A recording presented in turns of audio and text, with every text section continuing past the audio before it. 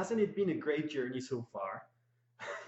I can tell you that every single guest speaker that we have interviewed, both in Spanish and English, has taught us so many things. And for example, in my case, I don't have kids yet, and still I am taking notes because I know eventually I might be there, and I want to deliver the and I want to be able to share the best of me, not just to be improvising as I go on. And I know it will happen eventually, but still, I want to have the best tools. Also in relationships, because sometimes we just think that it's a matter of falling in love and suddenly everything works out perfectly. But there are things that we need to learn and to apply in ourselves and to change and to, I mean, there's so many things. Also in psychology and spirituality, um, sometimes we just assume it just has to work, and we give it for granted, but it doesn't work like that. I mean, seriously, who on earth has suddenly just discovered every single answer in their lives? That just don't doesn't happen. And well, that's why we decided to create this event, and we couldn't be happier and more honored with each and every single one of our guest speakers, because trust me, they have very, very full agendas, and their schedules are crazy. Some of them told us that like they would love it, but it was like, for example, one of them, we were talking almost a year ago, and this person, I won't even say who, you have to find out, but we're talking about like big names. You can check them, and gosh, these people, they're so eager to help, and they said, well, I don't know how, but I'll find a way. And they found a space, and it was crazy. So imagine, we have been asking for their time, in some cases for almost a year, and now we have it. It's been a dream, and a dream come true, and again, I couldn't be happier, both for you that you are watching us right now, and for them sharing their knowledge, their time, their expertise, and everything. It sounds very easy, but trust me, it demands a lot of their time and their like logistics to be able to give us a little bit of their space, their time. But I'm happy it happened. So I'm here, and I am going to talk now about my own experience. Yes, I now it's my turn. Now it's my turn to be in front of the camera, not only interviewing people, but talking. And yes, I might be a little nervous because, well, English is not my native language. And also, every time I do this, it's like I get excited yet nervous at the same time, but I love to deliver. But I know this is the right time because, for example, we're just about to have my book out there in Spanish, but in a near future, I know it will happen in English as well. So I am going to tell you about why am I here? What is it that made me start this journey with my brother and my mother, and why are we doing these crazy things? Because I mean, let's face it, to start something out of scratch and with no knowledge whatsoever, and learning about technology, about email marketing, and how to set up a website and this and that and all these crazy things, well, it couldn't be scarier. At least to me, it was, because I'm not a techie guy.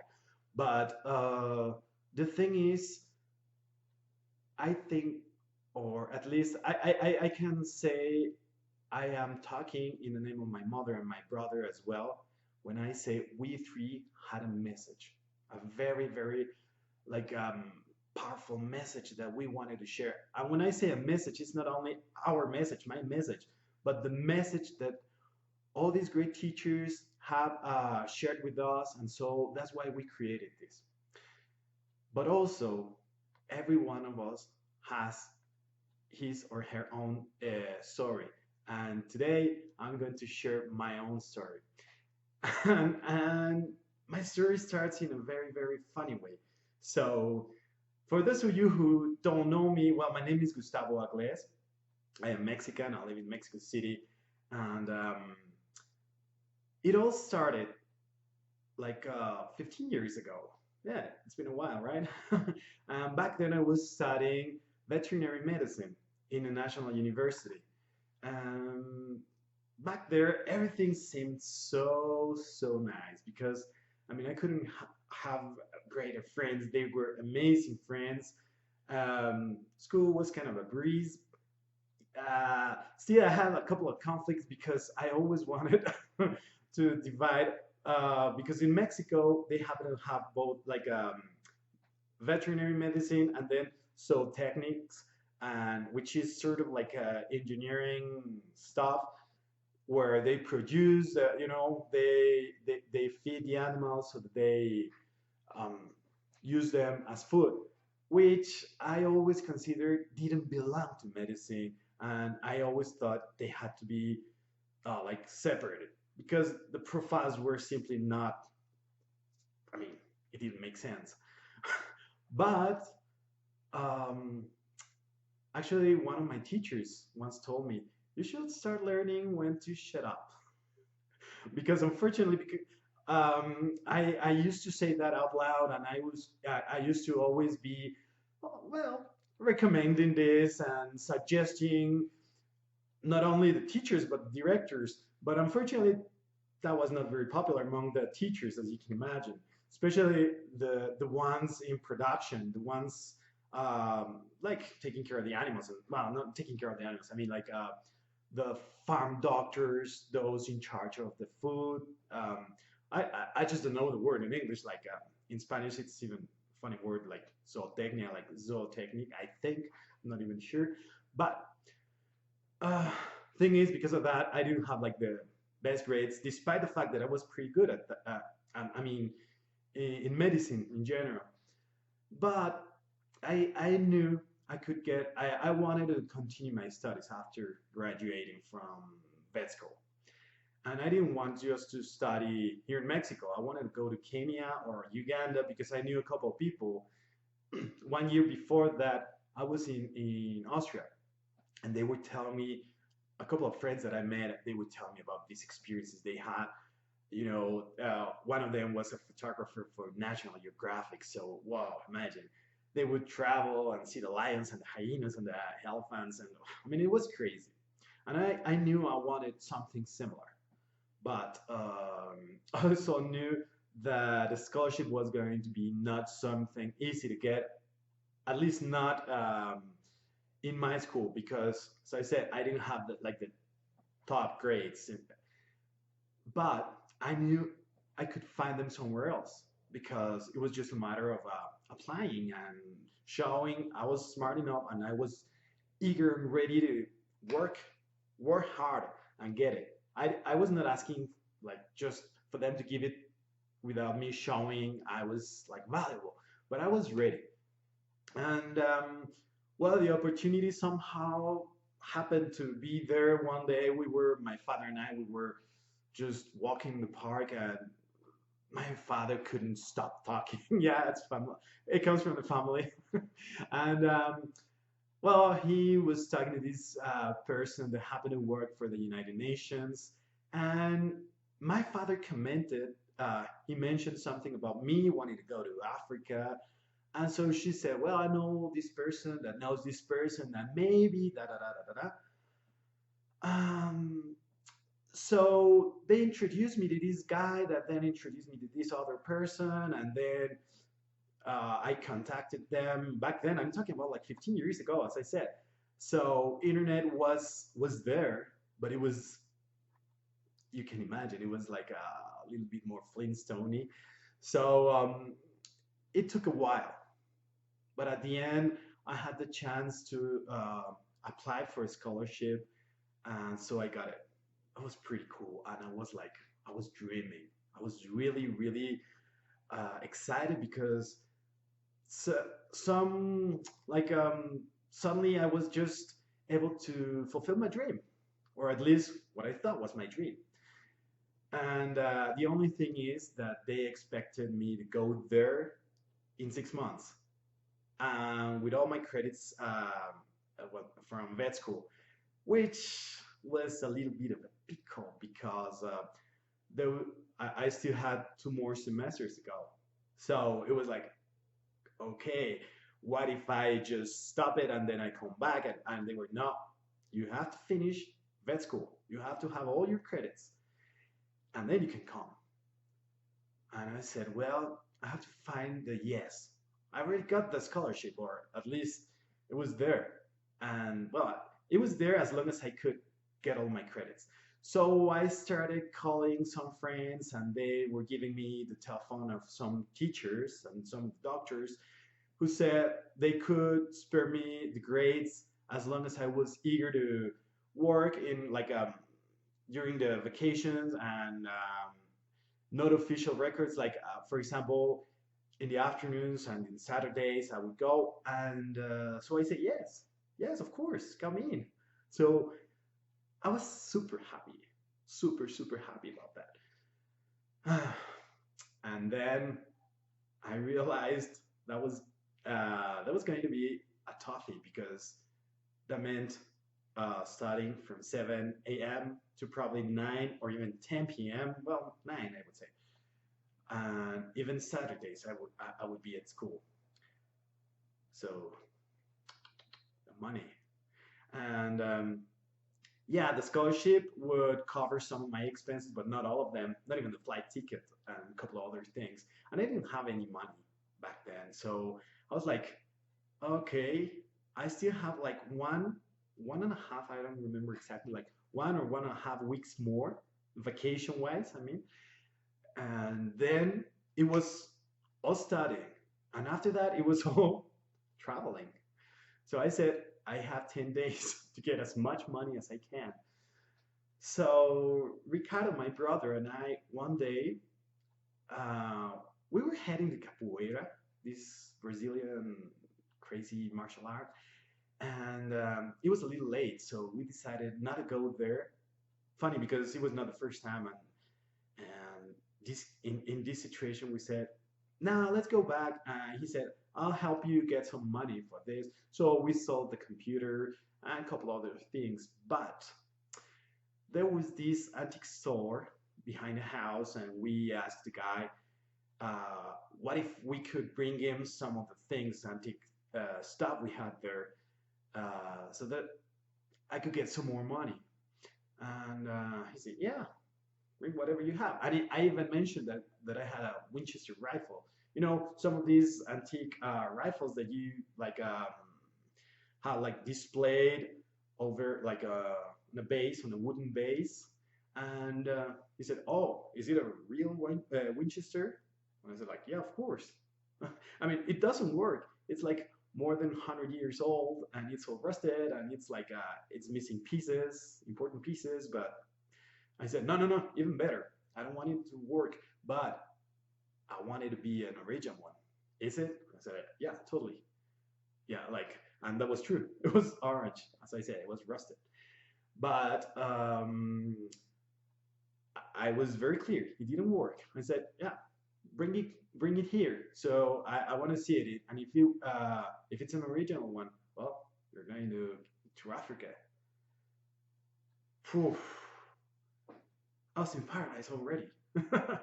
You know, like suddenly it was like, wow, that was so easy. And immediately we came running back home.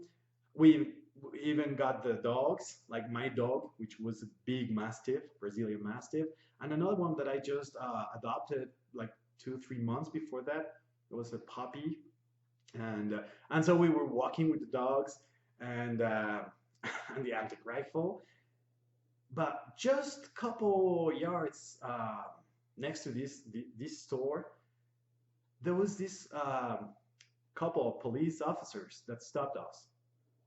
At that moment, I was like, well, they just want to see this. It doesn't work, so no problem. And so they were not talking to me. They were just they just stopped me. They were checking the rifle. Immediately, they called somebody else, and then like really fast, like 6 other officers came back. So there were 8 of them, And I was like, hey, don't worry, it doesn't work. I mean, it's not a replica, but it doesn't work. It has never worked actually. But they were not answering me. And then in like, it was also fast. In less than 5 minutes, I was surrounded by more than 30 people talking about like cars, motorcycles, Hummers, something even bigger than a Hummer with a 50 cal, like this big cannon, and they were pointing at us. I didn't. I mean, the guy was already carrying the Winchester. Uh, as a matter of fact, at that moment, I was only concerned about my dog, which my dog was extremely gentle. But I was worried that they would try to do something and he would try to defend me. So it was like all the time calming him, which also helped to be calming myself. And then a guy came and he said, guys, I cannot do anything right now because they already talked to the police station. So I have to take one of you. No, I have to take you guys. But what I can do is let one of you go. My brother was standing next to me, and he was like, "No way! They stopped us. The two of us will go." And I was like, "Are you crazy? No." He was younger than me. He still is, but he was 17 back then. And I was like, "No," but he was like, "No, no, no, no! Shut up. We're gone. We didn't do anything wrong." And then this guy was like, "Okay, you're not getting it. You have a mother?" We're like, "Yeah." Do you know how hard it would be for your mother to know that both her children are in the police station? Better to have just one and get him out immediately than to deal with the two of you. At that moment, my brother's Ricardo's face, if you know him, I mean, he's been interviewing a couple of experts. It changed radically. Like, okay, and immediately he took the dogs, and many other things happened. Like one of the police guys was like hitting the ground with the rifle because it didn't work. Like the lever action, it was all stuck. And we would tell him it doesn't even work. I mean, just look at the lever action, and he's like, "Oh no, but you don't know how to use it." But in the proper hands, it's dangerous. And we're like, well, that's the thing. We're not even the proper hands, but it doesn't work. It's missing pieces. So, fine. I mean, as he was hitting it against the ground, the floor, sparkles were coming out of it. So imagine how hard was he hitting on the ground. And finally, he was able to unstuck it. Like, and all this powder, all this rusted powder, came out of it. So I said, like, "Hey, you're just messing with my, how do you say it? Like all my evidence, all my proofs. So write it down." And so they did. I have to admit it. I mean, they were very, how to say, like stubborn, but they were also, well, not all of them, but most of them, they were polite as well. Only they were like very hard to talk to. And so they took me to the police station where I was waiting for 48 hours. Many things happened there. During those moments, at first, I was only concerned about my rifle because I was like, I didn't do anything wrong. I mean, this is not a weapon. This is not like, I just want to go to Africa to keep on studying and learning how to save the jaguars when I come back to Mexico. And my rifle, if they take it away from me, what will I do? I mean, that's the means to go there. Then 48 hours later, it kind of changed because they took me to this federal police station. And that's where they said, well, it was a very long story, but I won't go into details there. But that's where the other judge said, you're facing 10 to 15 years. It's a federal crime. Mandatory minimum 10 years. Gosh. That day, it was the 9/11, but a year after the 9/11, it was 2002. So I was watching like every now and then when they were transporting me or like there were TVs everywhere, and I was looking at these horrible um, images of the Twin Towers, and I mean that event. But then I would go back to my own event, and I was like, is this really happening? And when the judge said 10 to 15 years, God, I felt everything fall apart. Everything. You know how people say that when you have a near death experience, you see your life like just go in front of your eyes in a second, in a blink? Well, the same thing happened to me. I just saw so many moments when I was a little kid, going with my parents to the beach, or I don't know, first day of school, and many other events. And then I don't know how to explain it very properly, but I saw like a Y, like a letter Y, two different ways, and one of these roots that was the non-happening future, the future that was going to, but not anymore. Africa. Suddenly, it started looking very blurry and fading in front of my eyes. Then I saw the other one, prison. Prison. What does that even mean? Gosh, it was, and I wouldn't say terrified, but I couldn't even feel the fear back then. I want to say I was angry at the same time, but I didn't even connect with the fear or the anger or the anything. And they were there, trust me. They were super there, totally there. But they were so intense that I was just trying to breathe. And it was hard.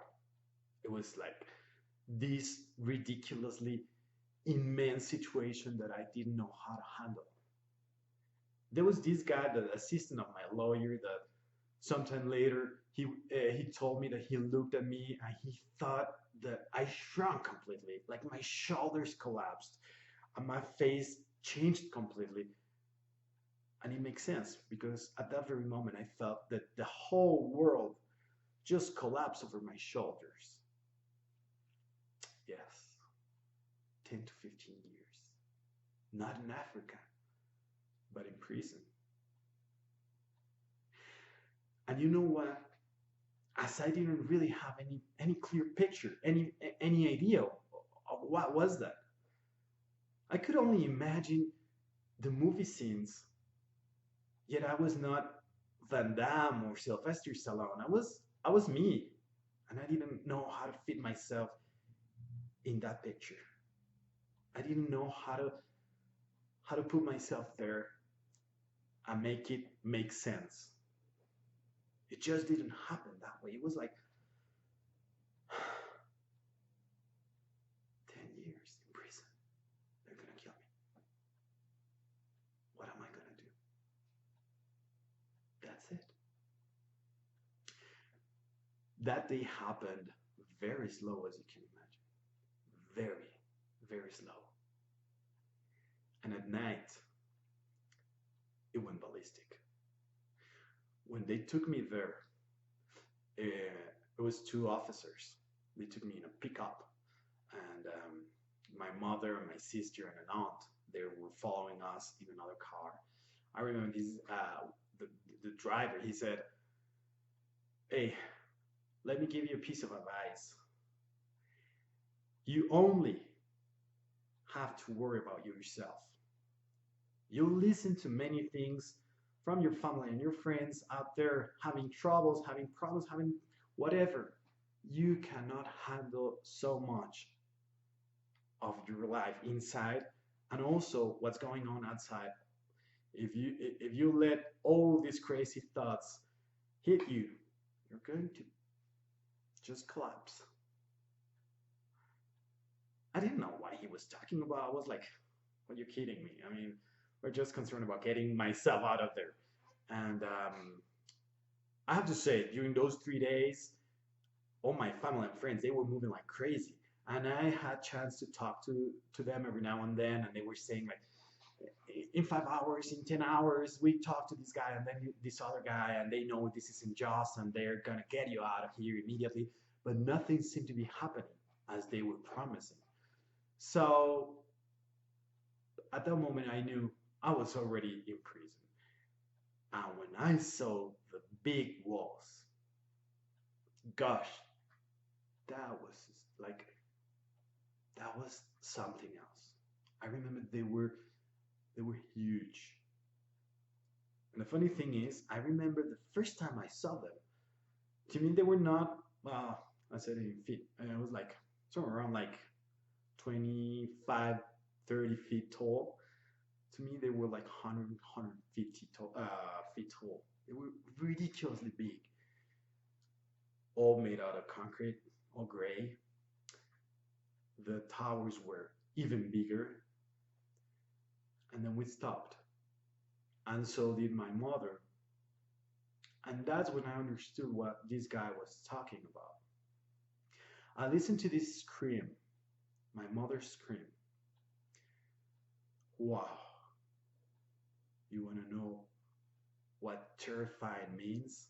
Listen to your mother screaming from the bottom of her lungs or her stomach, desperate, knowing that her son was about to be put in prison, in a Mexican prison, in a violent place. And at that moment, I knew I had to disconnect. I mean, it cracked my whole body. It was like, and that very moment, I was like, oh my God, this is more intense than I thought. Even more so than the walls, even more so than anything else that I have ever experienced. It was the emotions. I mean, dealing with prison, the concept itself, but dealing with my family, particularly with my mother, with the suffering of my mother, with the guilt, because of course I wanted to do something good. I wanted to study. And in Mexico, that's something strange because I was about to be put in prison and I was about to live something that I did not understand. So they put me there. And so my mother, she fainted. Well, at least my sister tells me that because I was not there to presence that afterwards. Wait. And then that very night, it took like 2 hours, and during those hours, many things happened.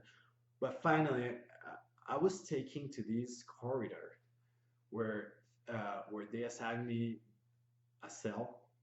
The cell was the 1, 2, and all the corridor, there had six cells in that one.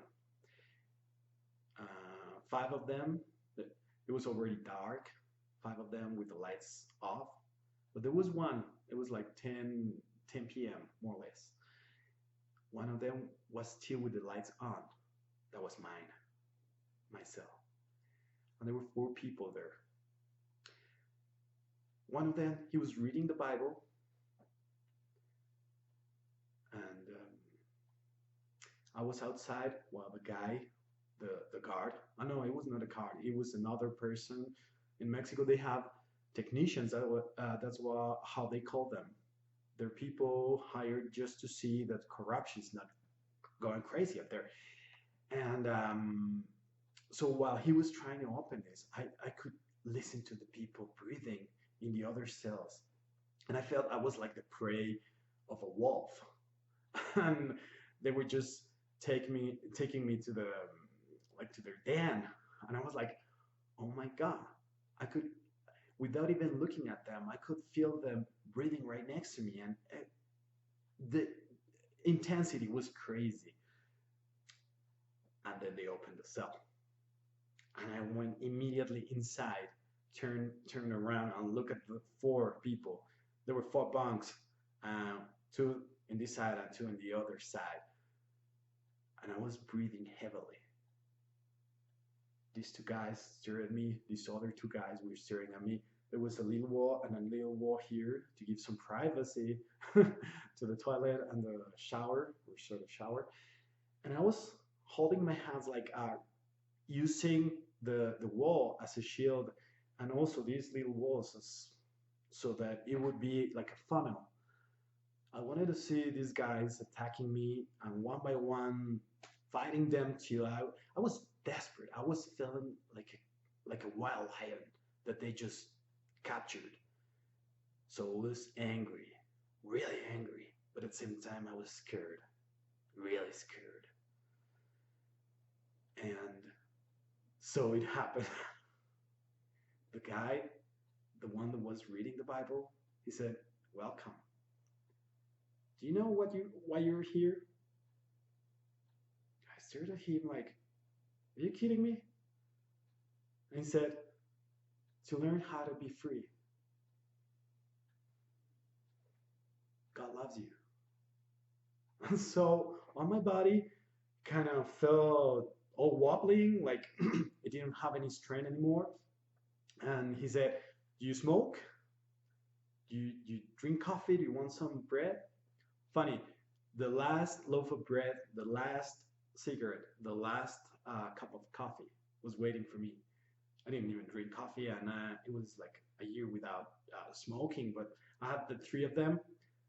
The very next day, I realized how each one of these single things was like an excuse to have the craziest fights.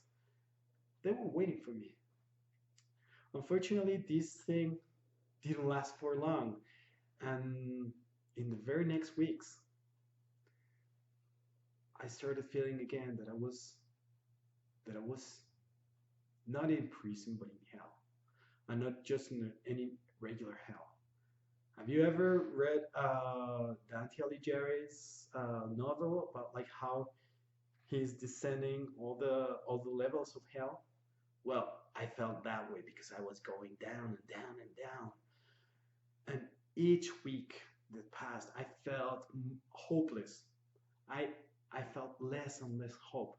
I felt less connected to the outside, and the possibility to get out was fading.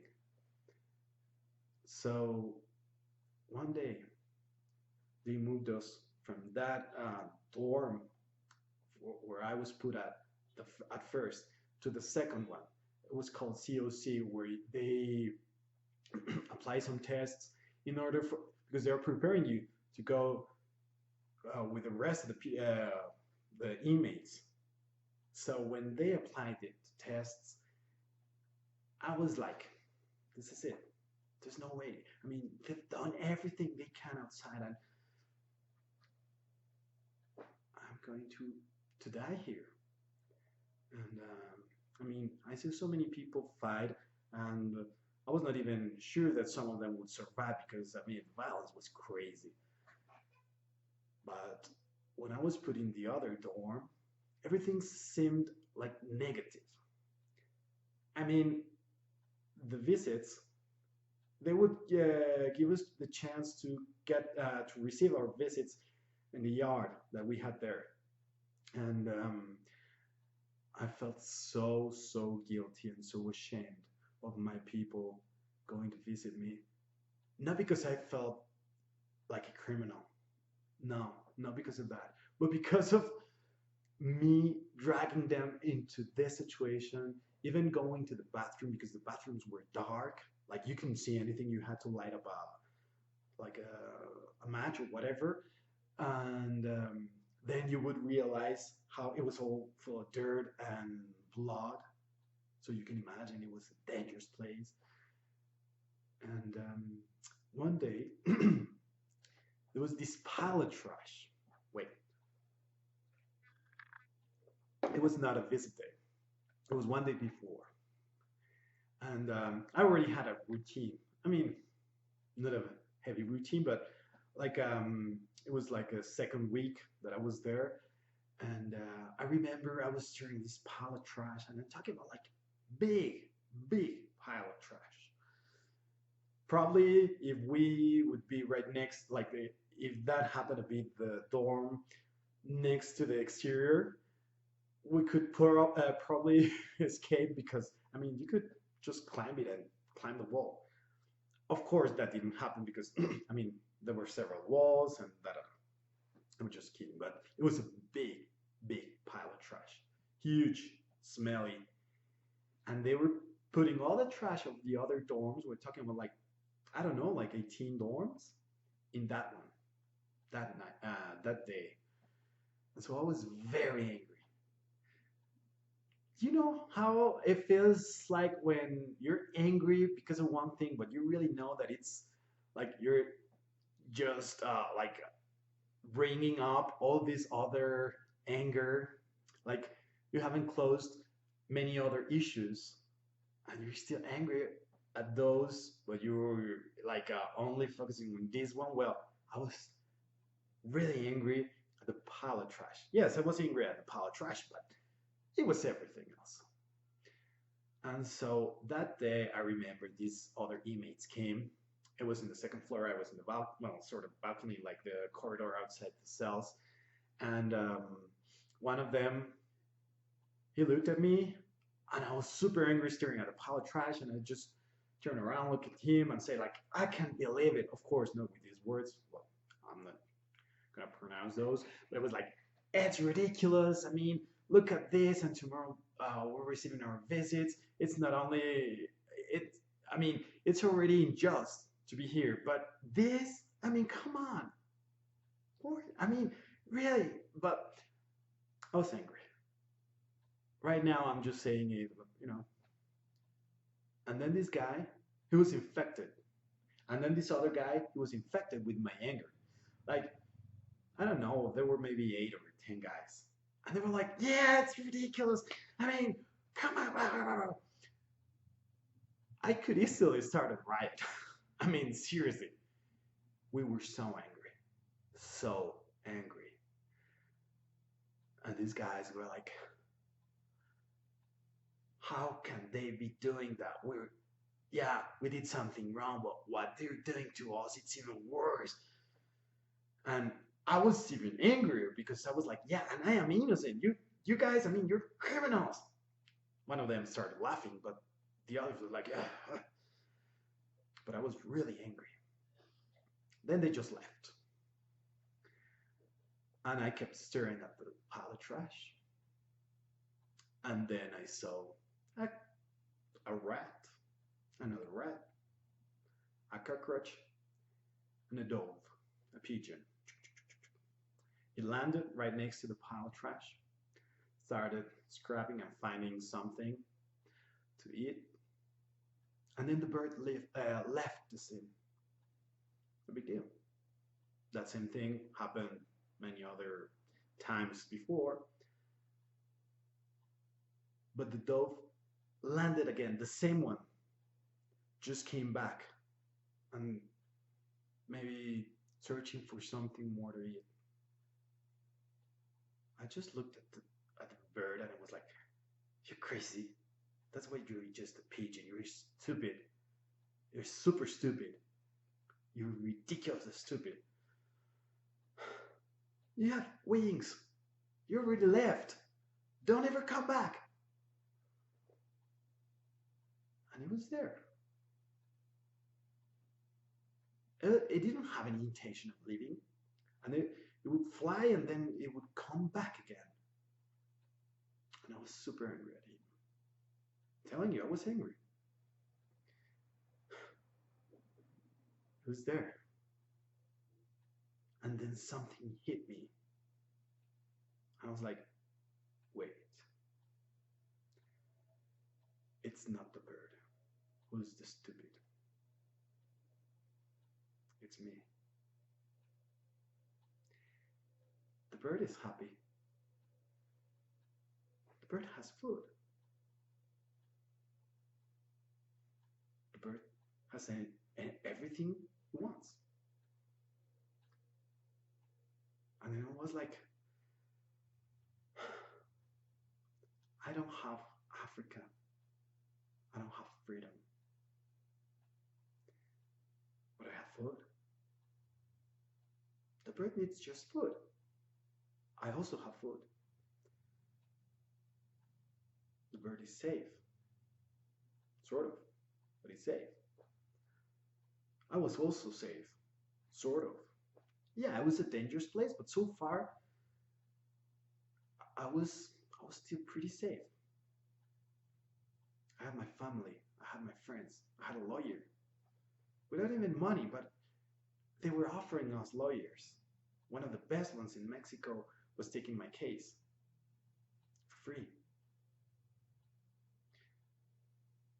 I mean, I was having more um, reasons to be grateful. It was funny because I didn't have what I wanted, but I had more than I needed. Lot, lot, lot more, lot more. And then it hit me again. It was like, could I say I'm lucky? I mean, really?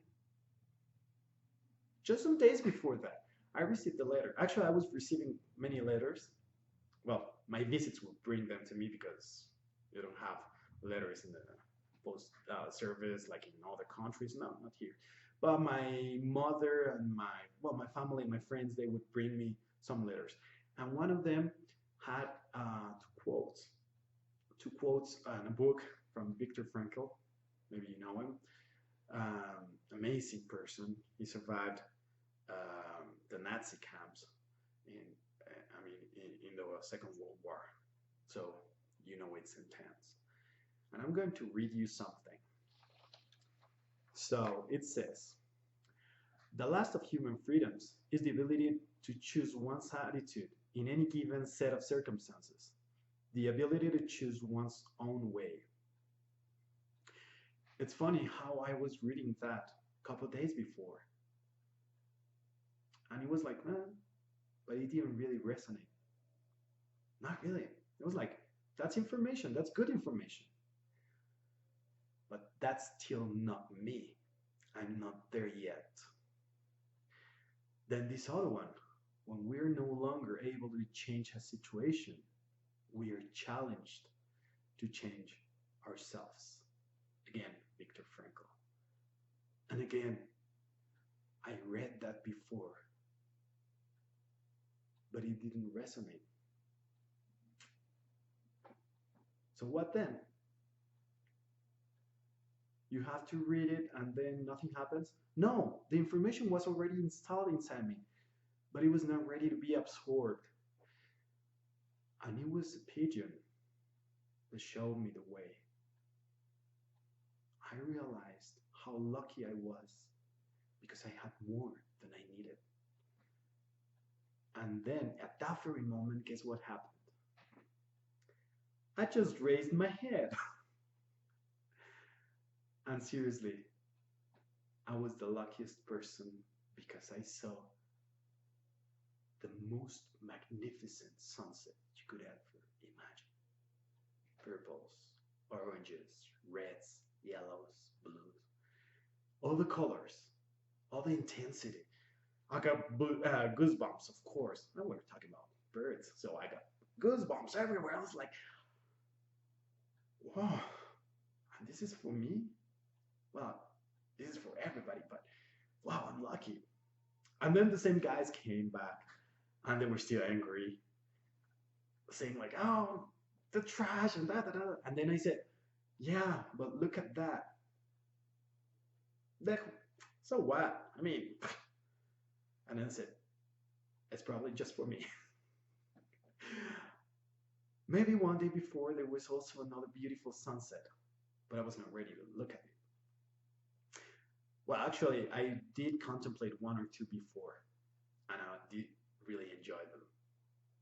I have to be honest, yes, I did enjoy them, but not with this intensity. I contemplated those in a way of, trying to convince myself that it was like, well, okay, it's nice.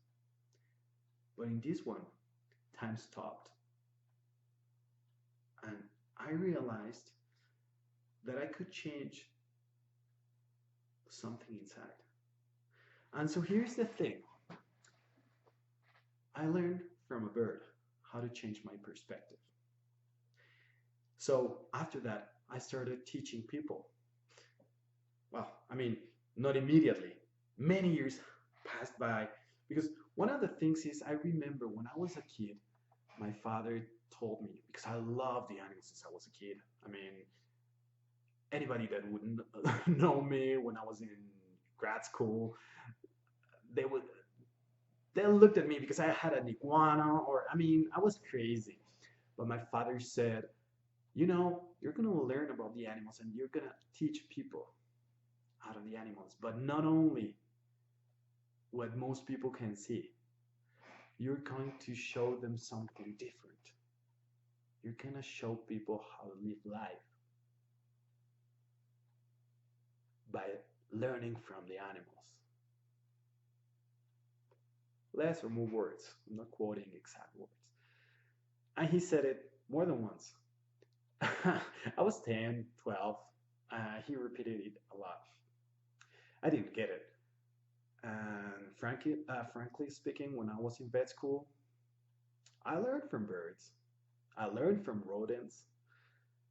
I never, ever saw them in that way. Yeah, they showed us compassion in a way, in a very simple way,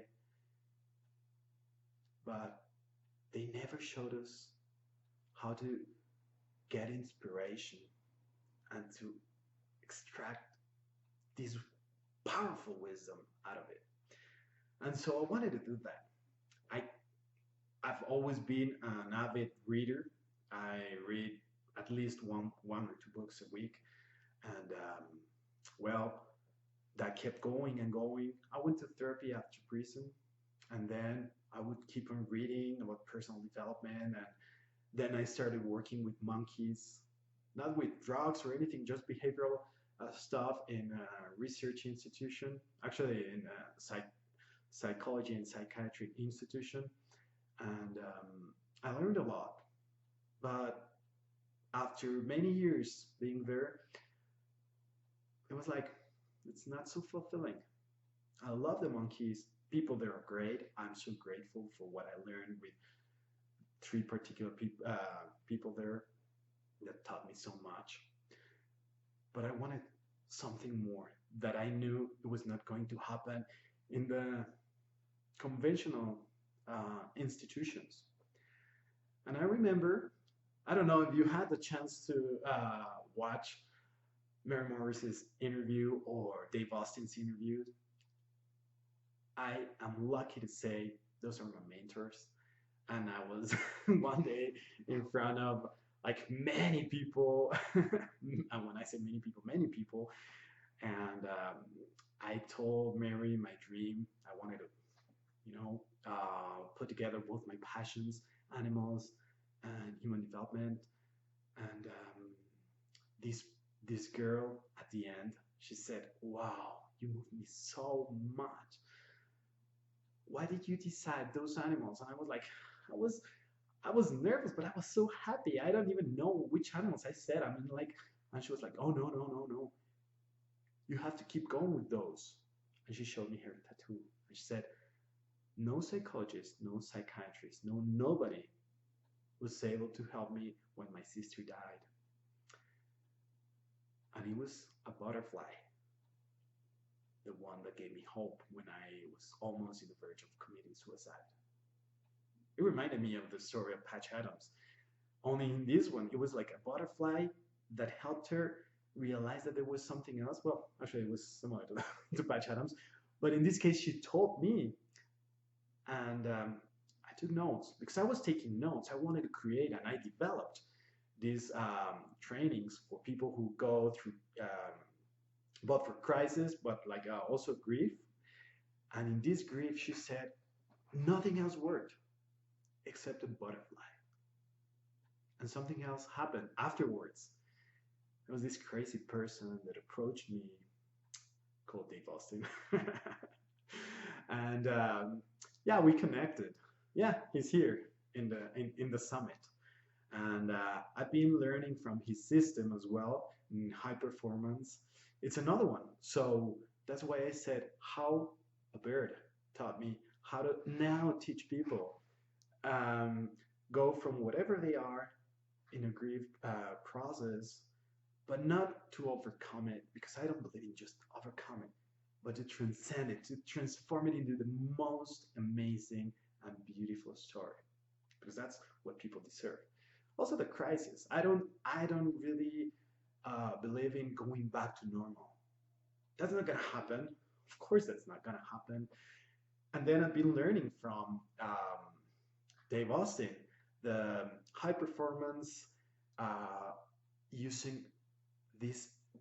I mean, it's way beyond normal, the power of animals as used as triggers. And I know that because a bird saved my life in many aspects.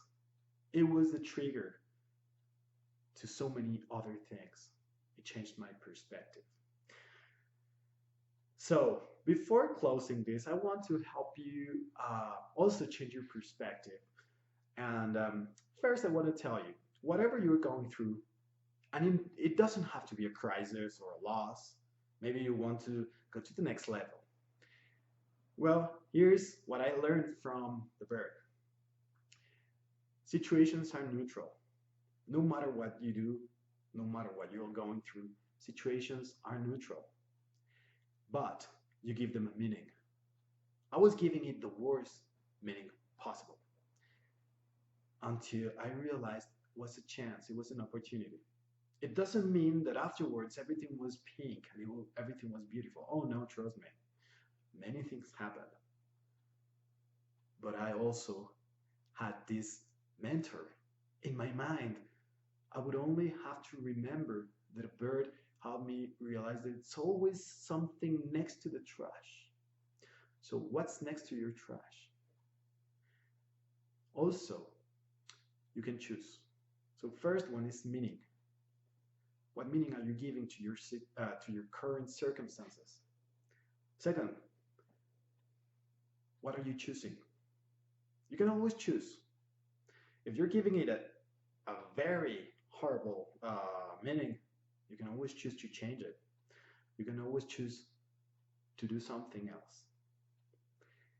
And the third one is transformation.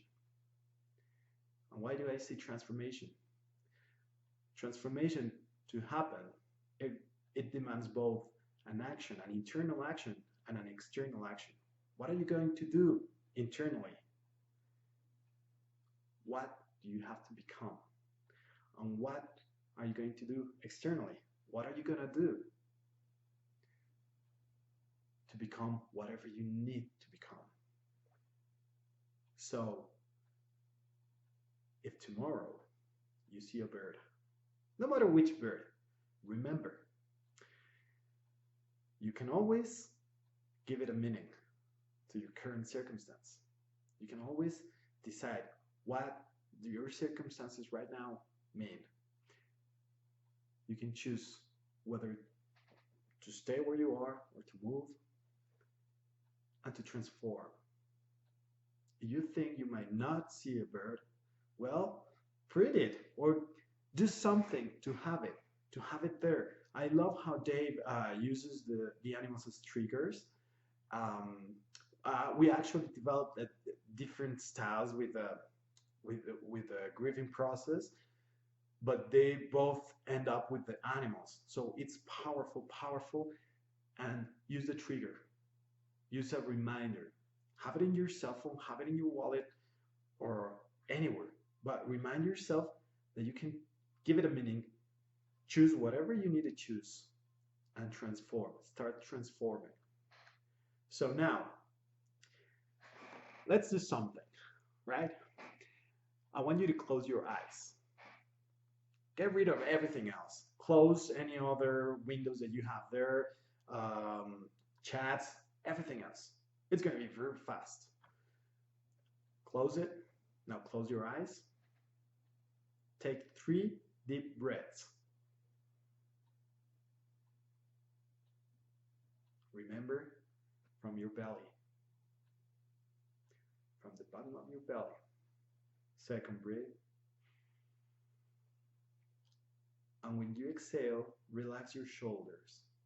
And with them, your whole body. A third deep breath. Exhale. And realize how you're taken to a wonderful place for the nature.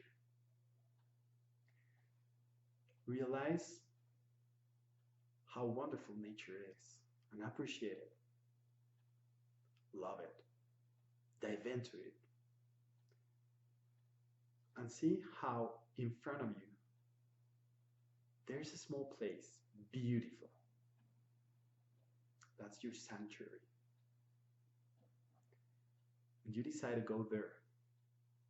And you go inside. And once you're inside, you see two pictures. One of them is what you're going through. Take a deep breath and see it. See it as it is.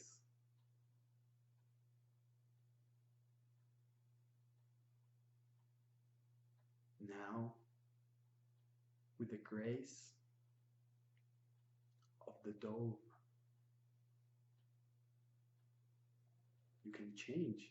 You can choose to give another meaning to your circumstance. And that circumstance, whatever it is, maybe it's a good one, maybe it's an intense one. Remember, there is always a beautiful sunset right next to the trash. And then turn your gaze to the other picture. And the other picture is bigger and more colorful. And in that one, you're shining. You're transcending every single circumstance. See yourself thriving, so happy, transforming, and realizing what would it take for you to move to the next stage. And see yourself doing it. And see yourself becoming it. Feel your wings expanding as if you were the bird. And light is filling you, your whole body. Yes, that can be you if you choose to. You're giving it another meaning if you decide to. And so you connect to your soul and your spirit says, yes, I've always been ready. And your animal guide is ready to guide you, to take you to the next level. And so you take another deep breath. You thank the bird. You thank your circumstance. And you thank yourself. Because something great's about to happen in your life if you choose to. If you take the internal and the external actions. So you get out of there knowing that you own it. Breathe one last time, connect to nature, and open your eyes.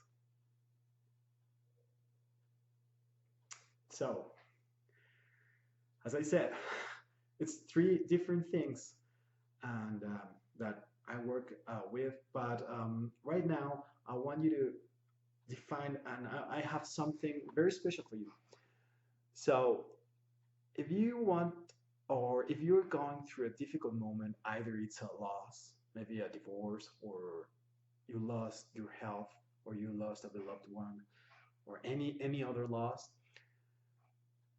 I have 20 20 spaces. You can contact me here, gustavoaglez.com.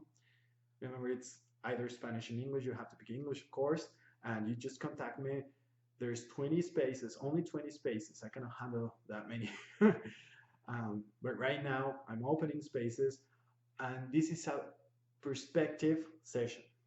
I'm going to teach you how to change it, and we're going to move you from wherever you are to wherever you want to be. I'm going to help you change your perspective. And if that's not your case, maybe you say, no, no, no, I resonated more with the high performance thing. Well, that's another uh, offer that I have. And this one, I'm going to take you to actually to Dave's page right now. And here you can see, make sure you don't confuse them. Yes, I work with both of them, but in this case, I'm going to send you to Dave's link. Here you can see them, and make sure you click here, and then you're gonna see how is the process. It's a beautiful process. You're gonna love it. Trust me, it's powerful. It, it's something, as I said, it's not just getting the info.